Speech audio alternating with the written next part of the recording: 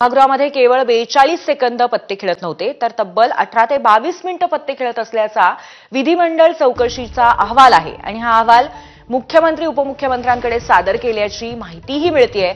सरकार याबाबत खुलासा करेल का असा सवाल राष्ट्रवादीचे आमदार रोहित पवार यांनी केलाय। तर कशा पद्धतीचे दावे या संदर्भात करण्यात आलेले आहेत, रोहित पवार यांची एक्सपोस्ट काय बघूयात। कृषी मंत्री सभागृहात केवळ 42 सेकंद पत्ते खेळत नव्हते तर तब्बल 18 ते 22 मिनिटं पत्ते खेळत असल्याचा विधानमंडळाच्या चौकशीचा अहवाल आहे। हा अहवाल मुख्यमंत्री तसंच उपमुख्यमंत्री यांच्याकडे सुद्धा सादर केला असल्याची माहिती आहे। सरकार याबाबत खुलासा करेल का असा एक मोठा आणि महत्त्वाचा प्रश्न रोहित पवार यांनी सरकारला विचारलाय।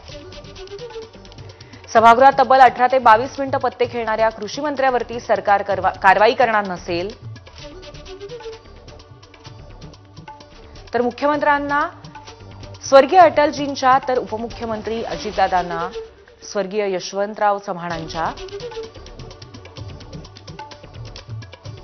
विचारांचा वारसा सांगण्याचा नैतिक अधिकार उरतो का? # पत्ते खेळणारा मंत्री।